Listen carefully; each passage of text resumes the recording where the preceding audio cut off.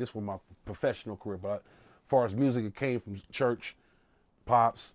But as far as my first professional crossing over to the professionalism of doing music to professional people, Big Chuck took me around Dr. Dre. And I want to be a ghost producer for him. This is when he dropped Crime 2001. He had left Aftermath. I mean, he had left Death Row and created Aftermath. You feel me?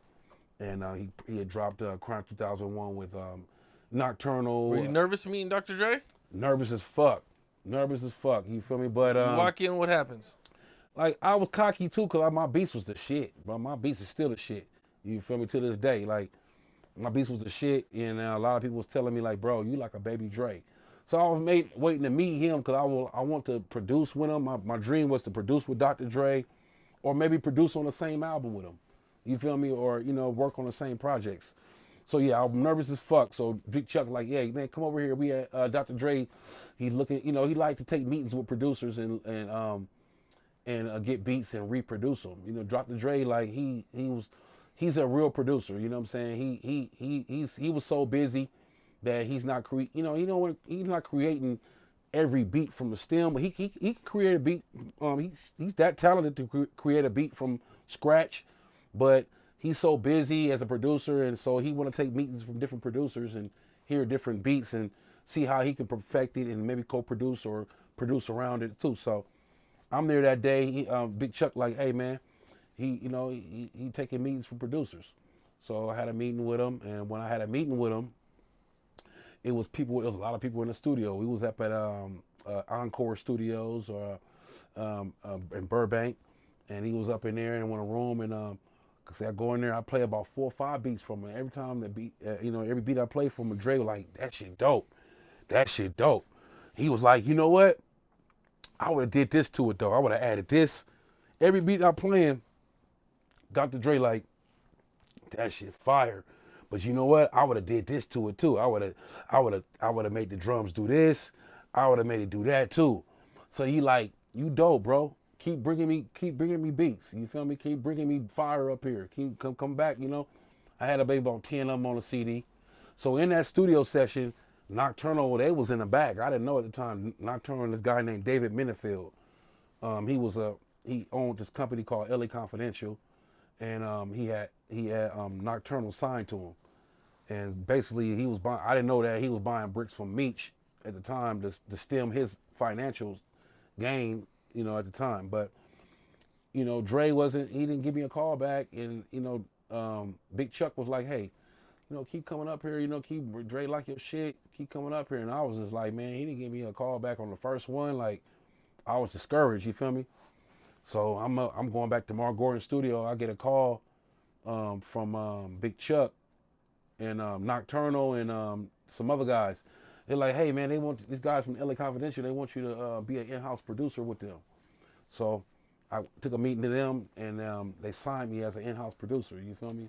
For LA Confidential, we worked on Knoc-turn'al, Slip Capone from Crip Walk, the Crip Walk song, featuring Slip Capone. We had Slip Capone. We had Time Bomb. Shout out to Time Bomb. We was all in the label together called LA Confidential. And basically, Dre was trying to do with us what he did with Top Dog. You know what I'm saying? How he's not really a part of Top Dog label, but he endorsed their label. He produced on their albums with Kendrick. Dre was trying to do that with us back in the day. And the guy, David Minifield, he had a little money, and he was just, we was trying to get away from the Suge Knight type of people, and he was trying to be that. You feel me? He was trying to be like a low-key Suge Knight, baby Cash Money, and we wanted the Cash Money deal. And it all went sour, you feel me?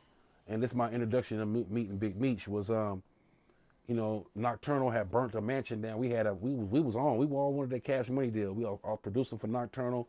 Dre did 4 songs on the album. Yeah, he was endorsing what we was doing. Knoc-turn'al burnt down? Yeah. Whose mansion? The mansion that the label had bought for us, because when I had signed to LA Confidential, they had gave us all the advancement. They gave him an advancement, and we all had apartments. So the label was like, man, I'm spending all this money on all your apartments. I need to get it'd be cheaper for us to rent a mansion and put a studio in there and have y'all all live there. So Knoc-turn'al, you know, we got deals on the table. We got Sylvia Rome on the table. She got deals on the table. We got, you know, Universal, different people, because Knoc-turn'al's is on the Quiet 2001 album, and the album is so successful.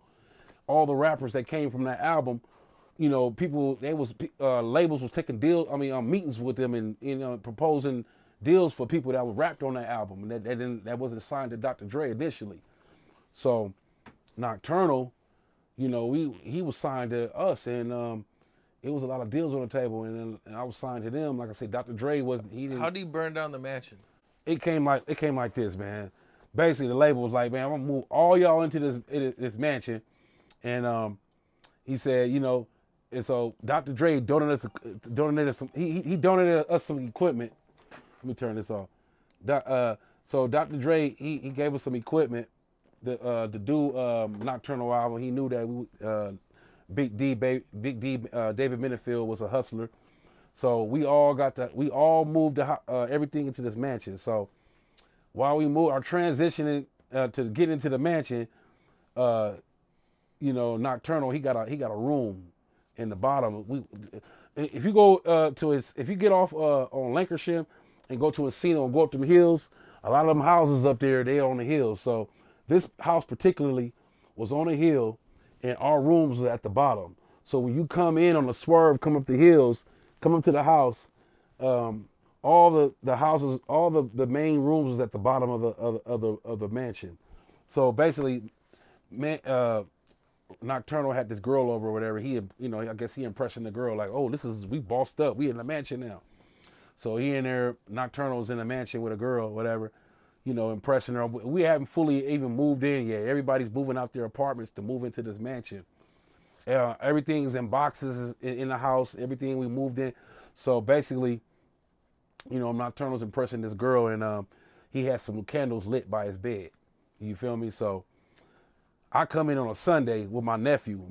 I got my little nephew. I'm like about to show it off to my nephew. Like, this is how we live here, little nephew. Like, look, Uncle Folly bossed up. Look. So I come in in this mansion on a Sunday. So man, Knoc-turn'al had been there since Friday, Saturday. He been there, you know, trying to, you know, impress this girl or whatever, or just, you know, soaking it in where we living. So he got these candles lit by the bed. So basically, the candles, somehow the candles got lit to his mattress, and it lit the motherfucking whole house. You feel me? So at this time, was this like right as you guys got the mansion? Like, how long did you have the mansion before this happened? we maybe had the mansion about a week or two. You feel me? The label was like, I'm spending all this money on Knoc-turn'al, on you know, everybody had their own apartments. I had my contract was, you know, they gave me a $10,000 advancement at the time. They gave me a Tahoe truck and gave me an apartment. You feel me? And I had a monthly, and every time I laid beats to their reel-to-reels, they was supposed to pay me an additional $2,000. That was all in my contract. You feel me? So basically, the label was like, they was trying to cut costs. You know what I'm saying? Like, man, I gotta get all you motherfuckers in one spot. It's cheaper for us to get y'all all in a mansion, and you feel me, and pay $5,000 a month. You feel me? Instead of, you know, this money over here, all this all over here, and all these people you gotta take care of all these, you know. So we all agreed to be in this one spot. So baby, we only been there about a week. So I come in on a Sunday with my nephew to say, man, I'm up on the first floor, because I say he on the second floor down, the basement down, because we on the hill. The house is on the hill. So the rooms is down, you know, down on the hill. So he downstairs. I'm up there packing shit out of boxes and shit. But, you know, Dr. Dre gave us a track board, SSL board. He gave us equipment. I'm taking shit up out of you know, and then I hear him Knoc-turn'al say, S! He look up, I look at the stair shaft, and I see smoke coming up.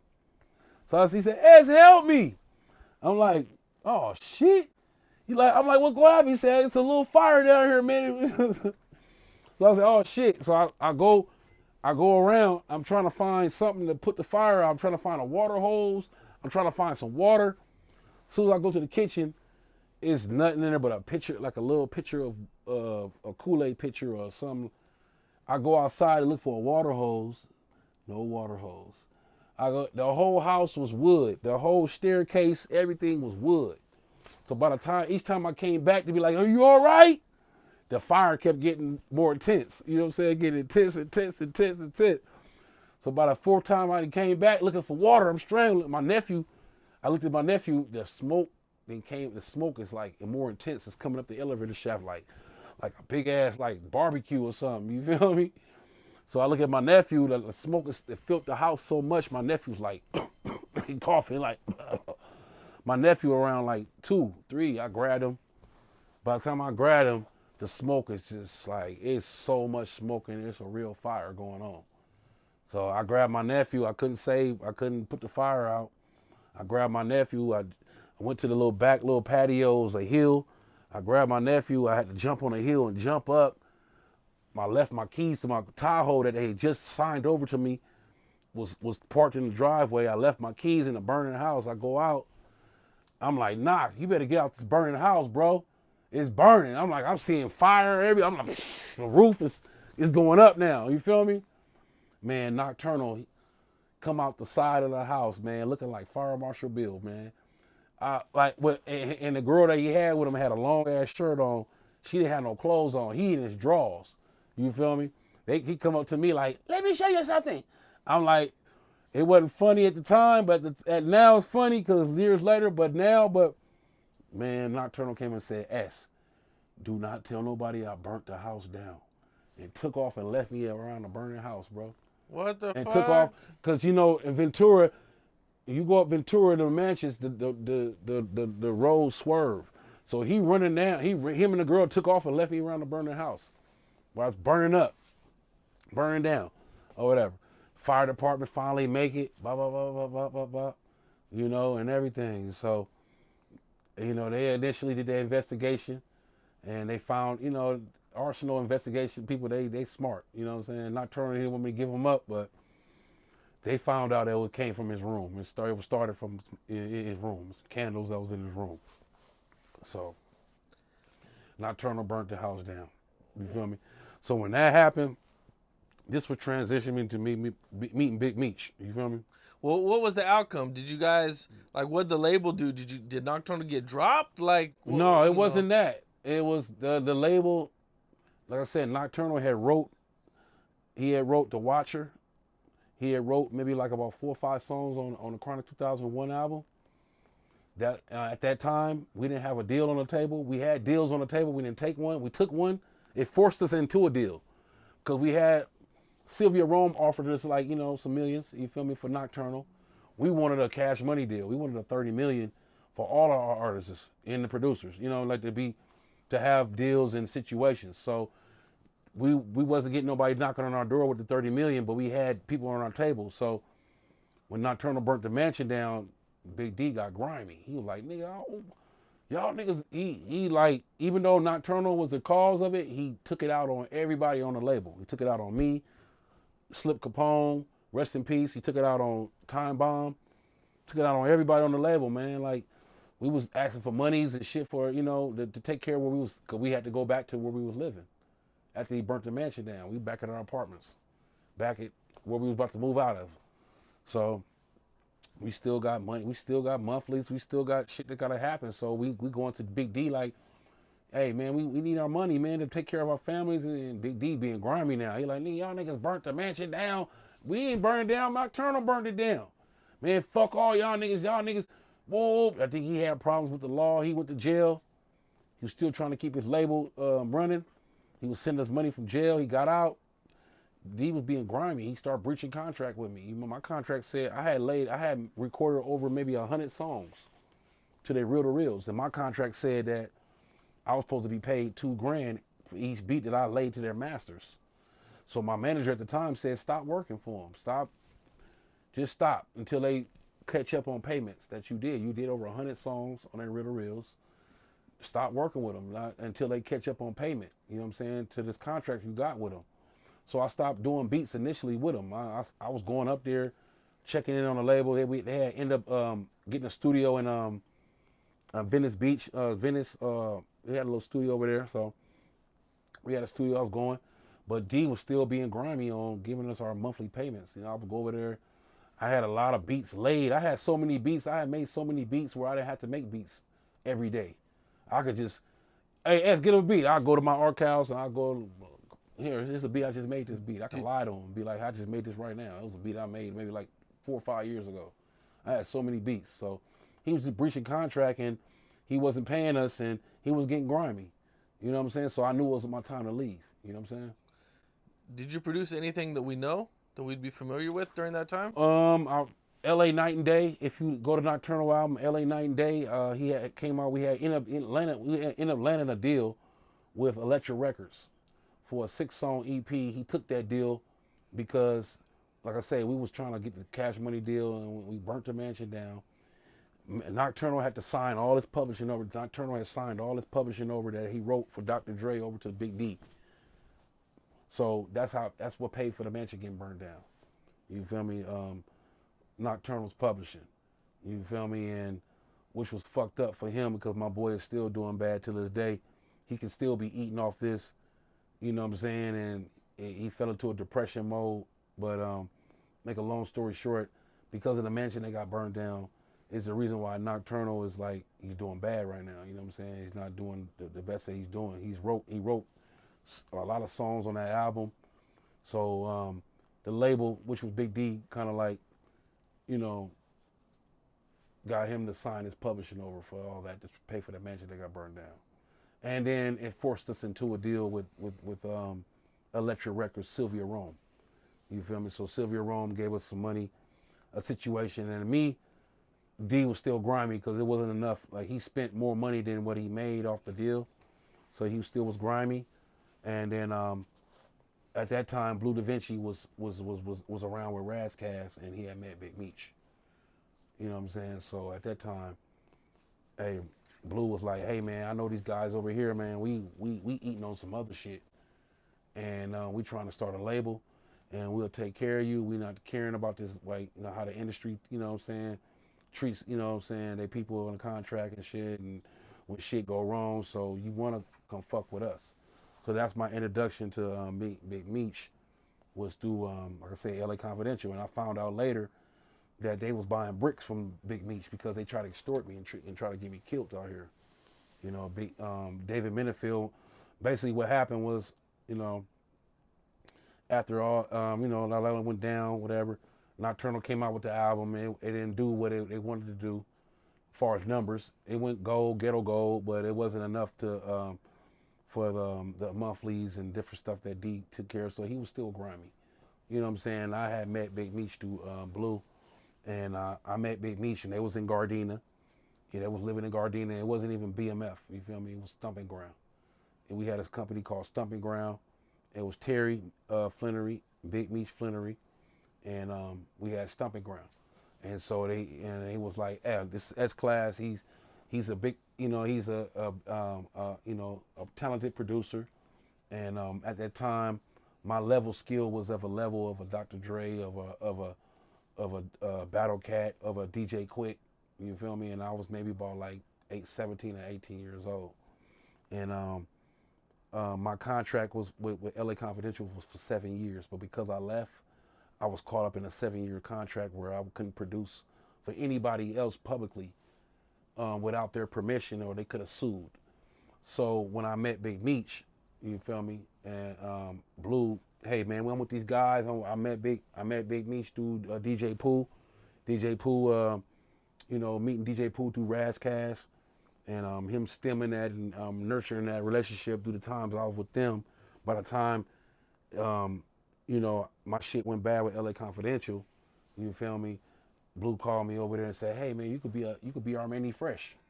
You feel me? We was all trying to be like the Cash Money. When Cash Money had that 30 million, they had the Manny Freshes. They was, you know what I'm saying? We need that Manny Fresh, and the Manny Fresh was me for the BMF label. You feel me? Black Mafia Family. So, but at that time the brothers was together. You feel me? And when I met them, they saved me from my contract. They was like, "Man, fuck that shit you in. Come produce over here for us." You could be a ghost. You're a producer. They ain't gotta know that you produced it. You know, you could form a company, a production company, and produce under that production company and be successful. You feel me? And not have to worry about that contract. You feel me? So when I met Big Meech, we was in Gardena and we was stomping ground. We was going to the Jack the Rippers. We had it was investing. At what point did you find out what Big Meech really done? Well, Blue told me that when he initially told me when he was over there, he said, "Man, I met these hustlers. You feel me? They hustlers and they you know they do their shit. They in the dark world, but they trying to you know be the next baby and next you know what I'm saying the next Cash Money, the next Easy E. You know they Easy E laid a blueprint out here for drug dealers and hustlers to transition their money and cross over to legitimize themselves. America was built off of that. So."